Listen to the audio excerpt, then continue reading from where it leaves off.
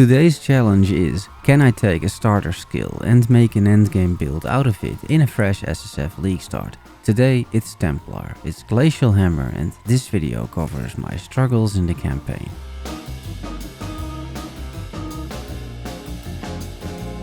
Let's first talk about Glacial Hammer, this skill. You have all used it for at least and probably at most one zone. Glacial Hammer is a melee strike attack that hits the enemy, converting 100% of physical damage to cold damage. If the enemy is frozen and has less than 33% life, the skill shatters them. Every third hit is more likely to freeze enemies, and quality increases that number even further. It requires a mace, staff or scepter to use. Attack damage and added damage effectiveness ranges from 218% at level 1 to a whopping 622% at level 20. Attack speed is not impacted, yet the skill feels pretty clunky.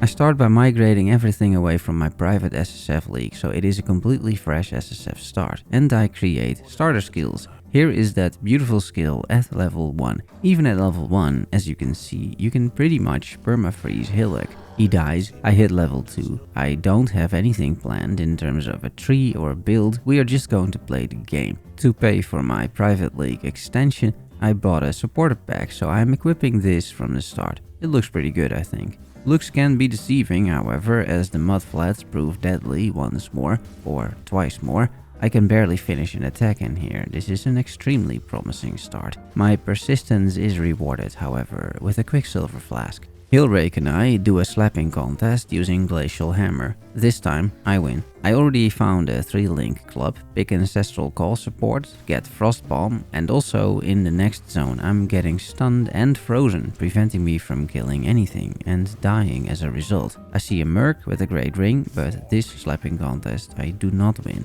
You would be forgiven for thinking this was captured in slow motion, but I regret to inform you my suffering has already begun in like the 5th zone. A new low, even for this channel and my capabilities. And it's gonna get worse because the crab is up next. And of course I die. And again.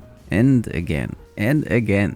But after 4 failed attempts, I finally take him down. This skill is something else, let me tell you. It's a pretty rough start. I get Retribution, allowing me to wield that 3-linked club. I throw the crab's essence at it, use my only whetstone, and add Ruthless and Ancestral Call. I buy a shield for the offhand, hoping the constant dying stops. Here you see the difference, and it is quite a big difference. I get some movement speed boots, some decent rare gloves, and what is nice about the Ancestral Call support is that you don't have to really aim anymore. The 2 other attacks hit anything near me. I get a new body armor, perma-freeze and stun a mercenary, which will be my recurring theme over here. Get a new shield with a decent implicit and a belt. I take some accuracy notes because my accuracy is very low, and I get a new rare amulet. Brutus goes down, I take clarity as a reward, buy precision but I can't use it yet, and replace Ancestral Call with melee splash, thinking it may be better. Here's more accuracy. I club down another Merc,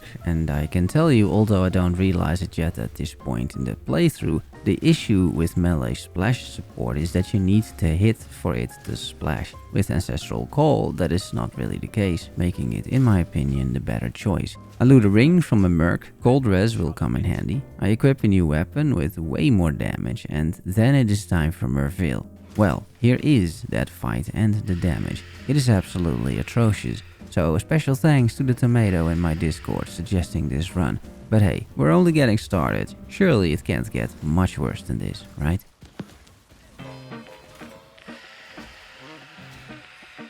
In Act 2, I start out strong with new boots that are almost identical to the old ones. Mercenaries are great for currencies, I will give them that, and after some smashing, I'm in.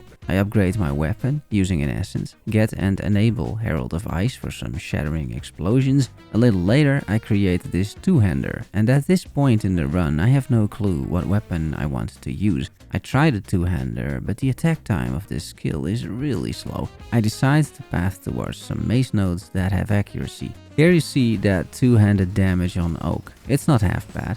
I identify another weapon. This one is pretty big. I don't have the sockets, however. I take elemental damage with attacks, seems like a no-brainer. I get a 3-link chest for the sockets and I equip that new hammer. Here's what happens as a result to a Lyra, it's pretty good. I get a new helm, add some lightning res to the chest, hit some more mercs for a bit of currency, reach level 25. Make it to the Galvanic Hammer node for some damage and accuracy. I get a new life flask and then it is already time for the Vaal Oversoul and the chills combined with the freezes and pretty significant damage make this fight a lot easier than the boss in Act 1. As a reward I get this pretty good amulet.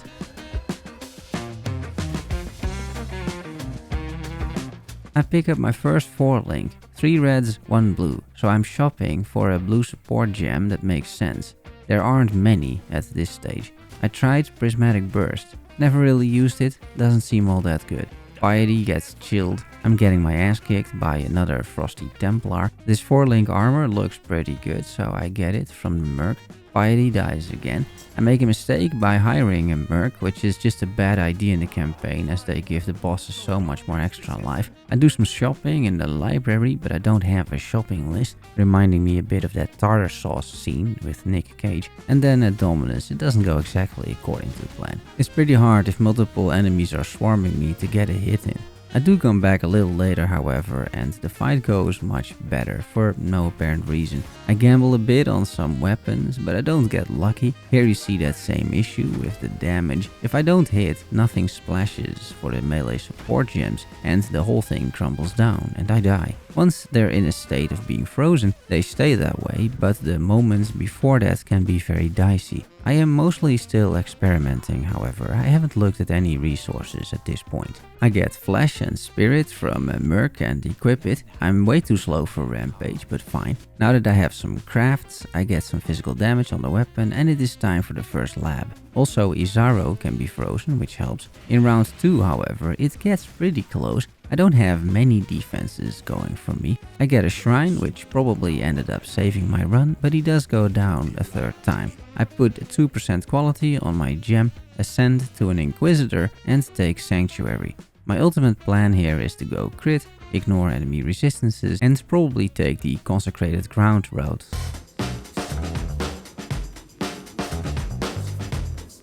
You may think that after this lab I am stronger. I thought so, I mean I should be, but I was humbled by whatever this was. And again, and well, again. Sometimes this run I don't know what's going on. On the bright side, resistances are capped, that's good. I have very little defenses against physical damage though I feel. It seems inconsistent as I can't face tank the Reso, but okay. Maybe he doesn't do physical damage. I get a nice belt from a rogue, Kilcomb, find myself some nice new boots with a white socket even, craft a bit on my rings, some flat damage, and I decide to try one-hander and shield again, and Glacial Hammer is supported at this point by elemental damage with attacks, inspiration and melee splash. On Malachi, the damage is okay, it's not horrible and he drops the Supreme Truth, a common unique, but still. I decided to use it because why not? I just like using uniques in a run like this whenever I can. I replace Inspiration by Multi-Strike and in the next scene swap 45 for Inspiration. I'm very much just trying these things out, see how they feel. The one-handed weapon does way less damage, but at least you can get your attacks out before you're getting stunned. And again, a little later I take a look at staves and decide to gamble a few, starting with this one. I spec out of maces and into the staff nodes, which have a lot of synergy with crit, and the nodes are all around the starting area of the Templar. And this is a great middle ground I feel. Staves are still decently fast, and with Ancestral Call back in the mix, I don't need to worry about not hitting. It works quite well also on single target, as the merc is still permafrozen. And then I get an amazing drop, Heat Shiver, that's pretty crazy in Act 5, and basically 30% more damage from my build. With this gear, Act 5 Kitava is a breeze, and while the damage isn't amazing or anything, it is the first time the build feels like it is coming together nicely. You can see the clear as well on the beach in Act 6, it's just very smooth, slow but smooth.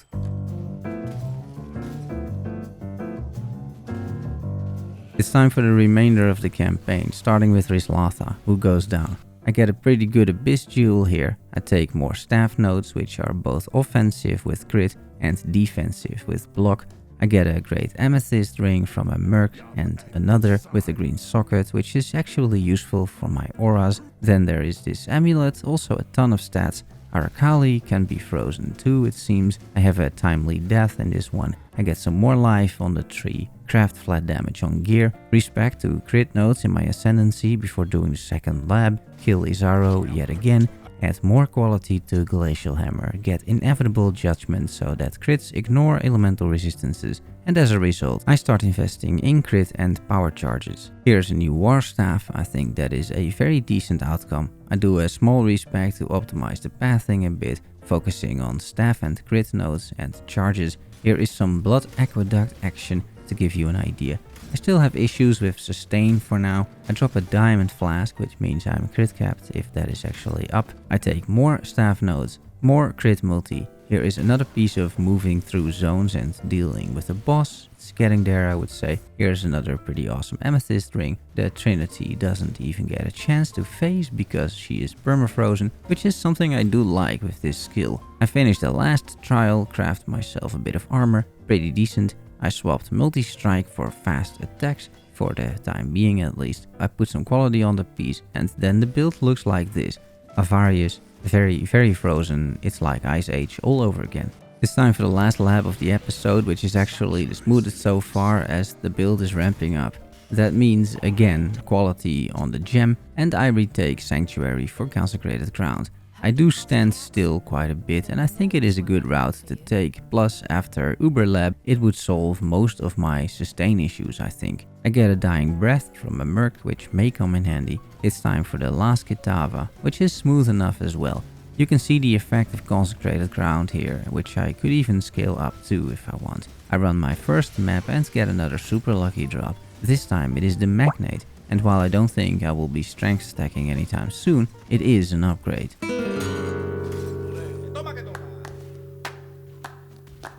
I'll post the path of building in the description. Right now, Leaf Slam is linked to Fortify, and I also have a cast when damage taken Molten Shell set up. In terms of auras, I'm running Precision, Purity of Elements and Herald of Ice. For now, I am already crit capped with a flask and power charges up, meaning I ignore all enemy resistances. There's no use for curses then, I suppose, or exposure, as I ignore the values, positive or negative.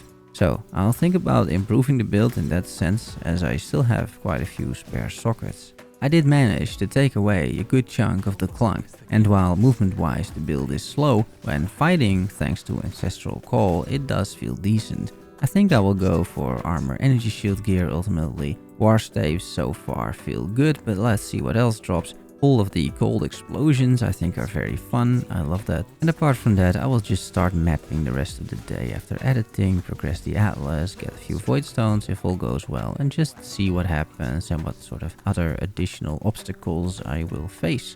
That said, thanks so much for watching, I really appreciate it that you're making it all the way over here. Don't forget to subscribe if you want to see where Glacial Hammer can end up in a fresh SSF League Star scenario. Happy that you are still here, like I said at the end. So I will see you soon. Love you all. Bye bye.